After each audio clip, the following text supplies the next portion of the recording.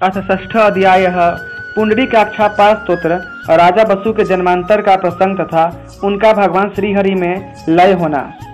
पृथ्वी बोली, भगवान, जब बृहस्पति की बात सुनकर राजा बसु और महाभाग अरण्य का संदेह दूर हो गया, तब उन लोगों ने फिर कौन सा कार्य किया? भगवान बराह कहते हैं, पृथ्वी, राजा बसु ने अपने राज्य का पालन करते हुए पुष्कल दक्षिणा वाले अनेक विशाल यज्ञ द्वारा भगवान श्री हरि का यजन किया। उन्होंने देव देवेश्वर भगवान नारायण को यज्ञादि कर्मों के अनुष्ठान द्वारा तथा सभी प्राणियों में अभेद दर्शन को साधना करके प्रसन्न कर लिया। इस प्रकार बहुत समय बीत जाने पर राजा बसु के मन में राज्य का उपभोग करने की इच्छा विवृत हो गई और उनके मन में इस द्वंद्वमय संसार से मुक्त होने की कामना जाग उठी। अतः उन्होंने अपने 100 पुत्रों में सबसे बड़े राजकुमार विवस्वान को राज सिंहासन पर अभिषिक्त कर दिया और स्वयं तपस्या करने के विचार में वन में चले गए।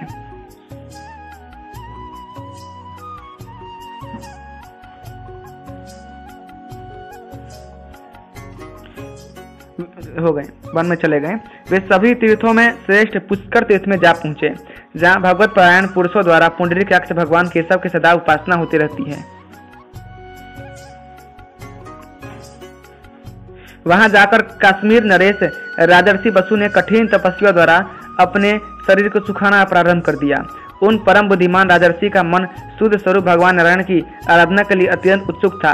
अतः वे परम अनुराग पूर्वक पुंडरीकाक्षापाद नामक स्तोत्र का जप करने में संलग्न हो गए। दीर्घ काल तक उस स्तोत्र का जप करके महाराज बसु पुंडरीकाक्ष भगवान श्री हरि में विलीन हो गए। पृथ्वी ने पूछा, देव, इस पुंडरीकाक्षापाद स्तोत्र का स्वरूप क्या है? परमेश्वर, आप इसे मुझे बताने कृपा करें।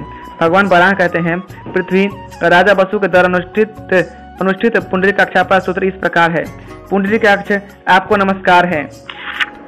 मधुसूदन, आपको नमस्कार है। सर्वलोक महेश्वर, आपको नमस्कार है। तीक्ष्ण सुदर्शन चक्र धारण करने वाले श्रीहरि को मेरा बारंबार नमस्कार है। महाबाहो, आप विश्वरूप हैं। आप भक्तों को वर देने वाले और सर्वव्यापक हैं। आप असीम तेजो राशि के निधान हैं। विद्या और अविद्या, इन दोनों में आपकी ही सत्ता विलसित होती है। ऐसे आप कमल नयन भगवान श्रीहरि को मैं प्रणाम करता हूँ। प्रभो, आप आदि देव एवं देवताओं के भी देवता हैं। आप वेद वेदांग में पारंगत समस्त देवताओं में सबसे गहन एवं गंभीर हैं। कमल के समान नेत्रों वाले आप श्रीहरि को मैं नमस्कार करता हूँ। भगवान, आपके हजारों मस्तक हैं, हजारों नेत्र हैं और अनंत भुजाएं हैं। आप संपूर्ण जगत को व्याप्त करके स्थित हैं। ऐसे आप परम प्रभु की मैं वंदना करता हूँ, जो सबके आश्रय और एकमात्र चरण लेने योग्य हैं, जो व्यापक होने से विष्णु एवं सर्वत्र जयशील होने से जिष्णु कहे जाते हैं। नील मेघ के समान जिनकी कांति है, उन चक्रपाणी सनातन देवेश्वर श्रीहरि को मैं प्रणाम करता हूँ।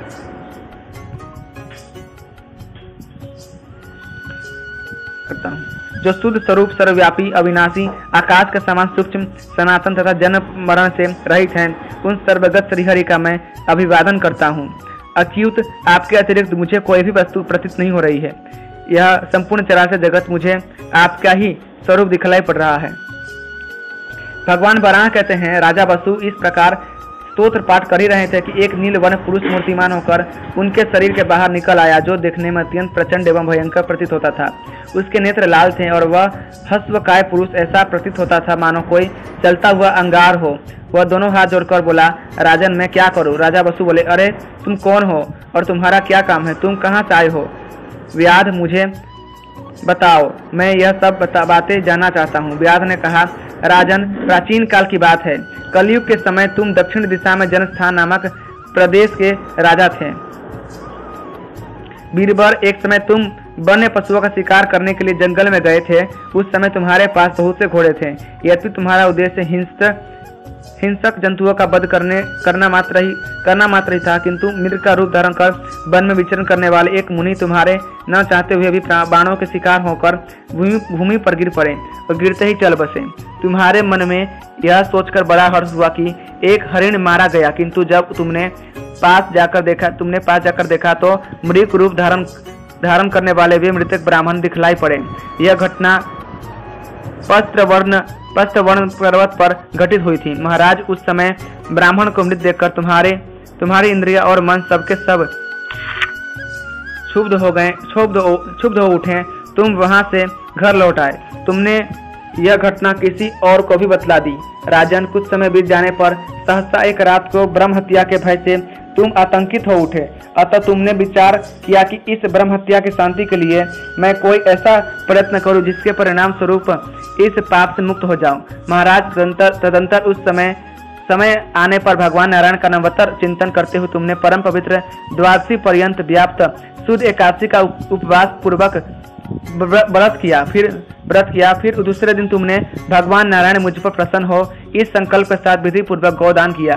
इसके बाद किसी दिन उदर शूलक की असह्य पीड़ा से तुम्हारे प्राण पखेरु उड़ गए, किंतु द्वादशी व्रत पुण्य के होते हुए भी तुमको मुक्ति प्राप्त न हो सकी।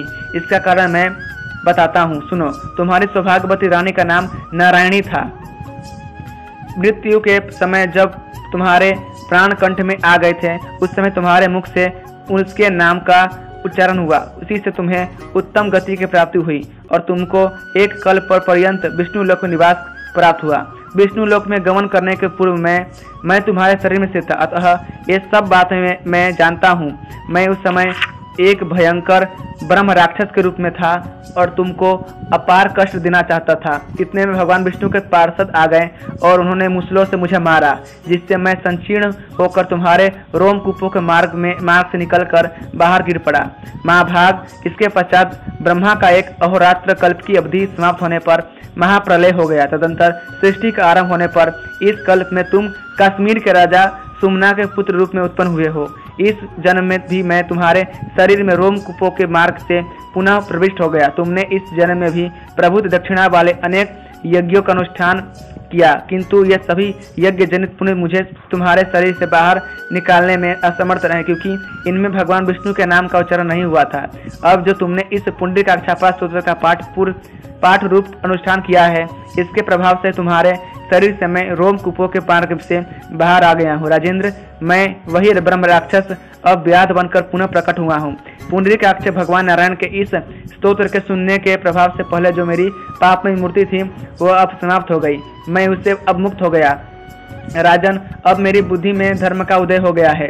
यह प्रसंग सुनकर महाराज बसु के मन में आश्चर्य की सीमा न रही। फिर तो बड़े आदर के साथ वे उस व्याध से बात करने लगे। राजा बसु ने कहा, व्याध, जैसे तुम्हारी कृपा से आज मुझे अपने पूर्व जन्म की बात याद आ गई, वैसे ही तुम भी मेरे प्रभाव से अब व्याध न कहलाकर धर्म व्याध के नाम से प्रसिद्ध होगे।